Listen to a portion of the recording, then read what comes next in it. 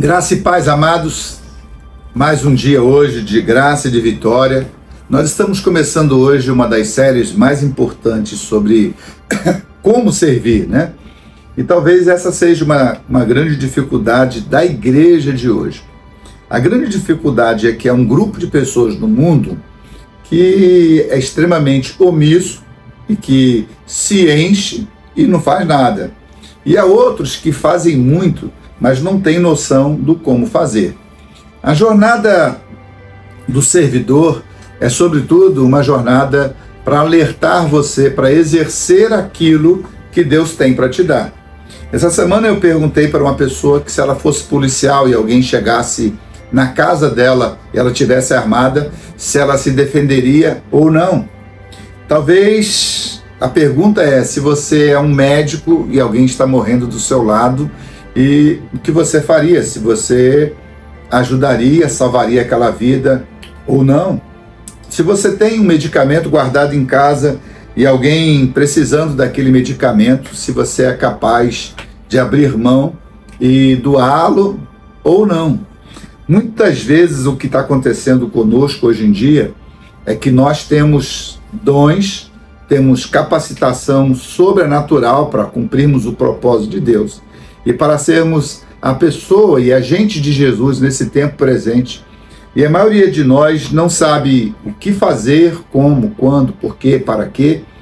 E nessa jornada que a gente está começando sobre os dons, a gente precisa entender então, de forma um pouco mais geral, o que são dons, sobretudo a palavra carisma, da onde vem a ideia do significado dos dons, a raiz, ela está muito ligada à palavra dádiva, a entrega e a doação.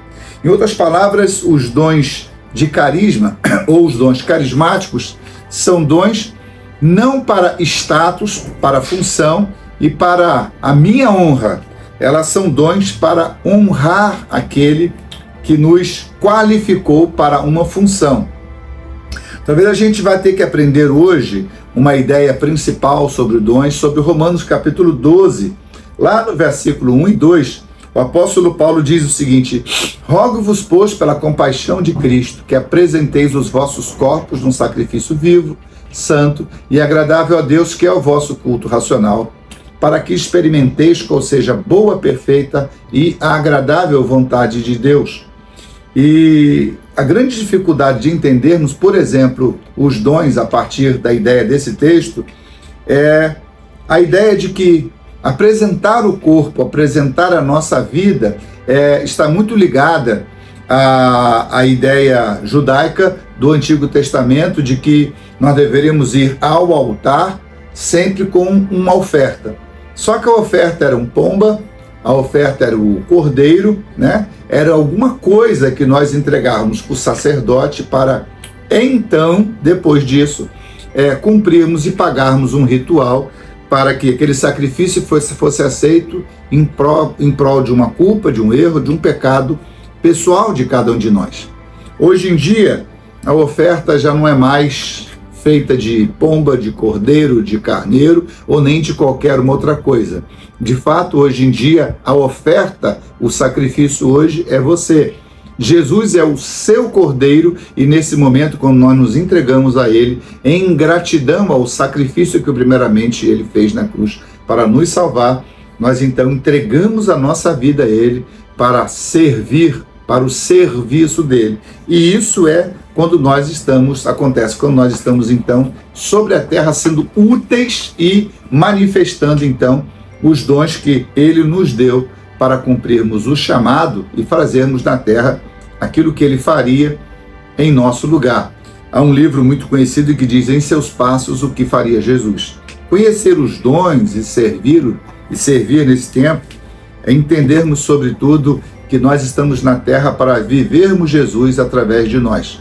Quando entendemos que vivo não mais eu, mas é Cristo que vive em e através de mim. Nesse tempo, eu gostaria de chamar a sua atenção, quando a gente vai aprender um pouquinho sobre os dons, que quais são os dons, quantos são os dons, e essa talvez seja uma das grandes dificuldades. São 39 contando o Antigo e o Novo Testamento, são 27, 21. para algumas denominações são 9, para outros são somente 7. Mas independente disso, nós temos um grande problema hoje que divide de uma maneira grandiosa as igrejas ao redor do mundo entre tradicionais históricas, pentecostais e neopentecostais. E nessa briga pela manifestação dos dons, nós temos um grupo que entende que os dons são ordinários, perpétuos e são contínuos, estão continuando, ou então existe um outro grupo que existe hoje um total devanecimento dos dons. Isso são chamados dos cessacionistas, né? Os dons existem hoje, eles existem hoje, os dons são contemporâneos ou não são. Nessa luta entre os dons cessaram ou não cessaram, são muitos textos citados, como, por exemplo, o texto de Hebreus, capítulo 1, que diz a ideia, né, que em outros tempos nós recebemos a palavra através dos profetas, mas nesse tempo, né, nós ouvimos falar através do Filho.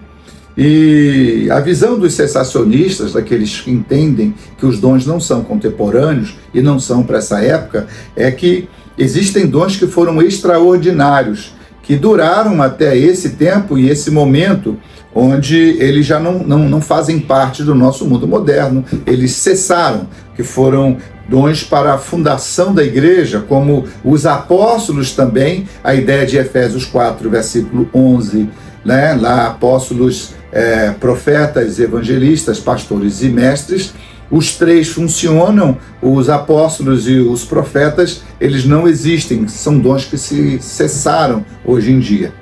Quando nós entendemos que os cessacionistas dizem, por exemplo, a ideia de com naturalidade lá de Hebreus, capítulo de número 1, se hoje nós só falamos não mais pelos profetas ou pelas profecias, falamos pelo Filho, a grande pergunta hoje é, se eu sou um cessacionista, eu tenho um grande problema com relação ao estudo da pessoa da Trindade e até mesmo de uma questão chamada, um atributo que a gente estuda na teologia, chamado imutabilidade de Deus. Deus mudou? Deus mudou? Deus é outro hoje? Ou ele é o mesmo ontem, hoje e para todo sempre? Por exemplo, em Efésios 4 vai dizer que há uma só fé, há um só Senhor e há um só batismo, antes inclusive de falar no versículo 11, que nos deu alguns para apóstolos, profetas, né, evangelistas, pastores e mestres. Nesse mesmo contexto, ele sempre vai nos tratar como um. Os dons cessaram, eles não funcionam mais. Um dos textos que fala sobre isso é 1 Coríntios capítulo 13, versículo 8, que diz que o amor jamais acaba, mas havendo, 13:8 de 1 Coríntios, havendo profecias cessarão, havendo línguas cessarão, né? E a ciência desaparecerá. Então pegam esse pedaço de 1 Coríntios capítulo 13, que vai falar, inclusive, no estudo dos dons, em 1 Coríntios capítulo 11, capítulo 12, capítulo 13 e 14, vai falar sobre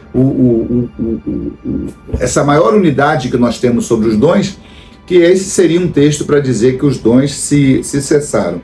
Então, se cessou, por exemplo, as profecias, se as línguas cessaram, e se as profecias cessaram, então elas não deveriam ter efeito nenhum hoje. Então Deus mudou. Mas se você for estudar corretamente o livro de 1 Coríntios fala sobre o amor e fala sobretudo sobre a volta. E o contexto lá é que quando Cristo voltar, essas coisas não precisarão. Até porque o versículo de número 13 vai dizer: agora permanecem a fé, que também é chamada de um dom, a esperança e o amor, até o momento da volta de Cristo. Eu queria convidar você a estar com a gente firme nessa jornada sobre os dons, aprendendo sobre tudo que eu creio na contemporaneidade dos dons. Eu preciso de que o Espírito Santo continue usando a minha vida e a sua vida para manifestar todos os dons hoje e para todo sempre. Eu continuo crendo que onde a igreja chegar, Lá conforme Lucas capítulo 10, haverá sinais, haverá milagres, haverá maravilhas, o diabo será fechado e a igreja de Jesus vai continuar rompendo e rompante.